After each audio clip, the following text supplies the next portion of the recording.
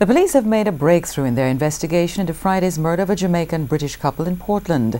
Two suspects, including a former employee of the couple, have been taken into custody. According to head of the Portland Police, Superintendent Dwayne Wellington, the suspects are being questioned in relation to the theft of more than $8 million from the accounts of 74-year-old Alfred Anderson and his 71-year-old wife, Florence.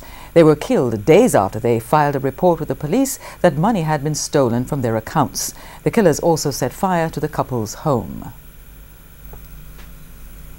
Jamaica, murder destination.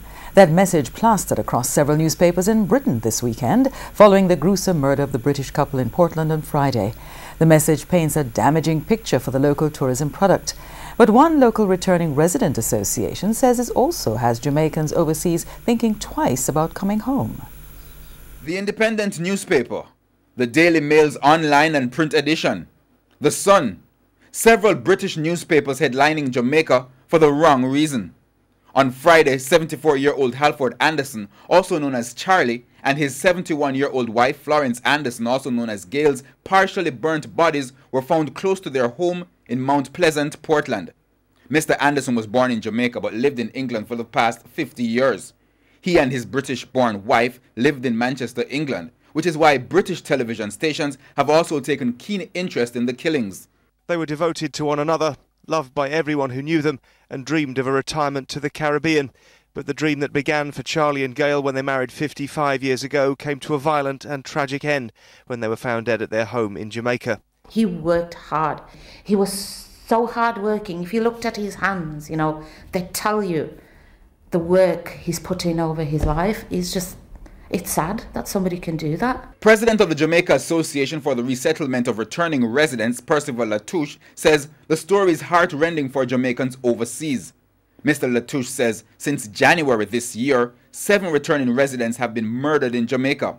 But he notes that's only the ones his association knows about. Mr. Flake was in 9th of January. Mr. Istop was in March. You've got Mr.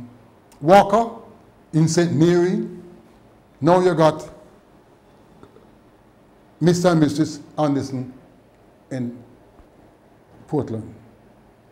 Way up in this hill of the Portland, way up in this. See there? Up to 2 weeks ago, they robbed a returning resident. You don't hear it on the news. Those people gone back. They not even wait to go to the news. They're not going to the police. They're gone back. They're leaving the country going back. He says those who were planning to come home are now having second thoughts. Instead, they are pulling up roots. The evidence, he says, is in several areas like Mandeville, Manchester. There are more unoccupied houses there than any other part of the country. Greenwood in St. James. There's about 73 houses in the 2 parishes that I know of that is gone up for sale, or they left them and gone. Too many people have been murdered. He is now begging for drastic action to be taken urgently. I am appealing to the Commissioner of Police. I am appealing to the Prime Minister of Jamaica.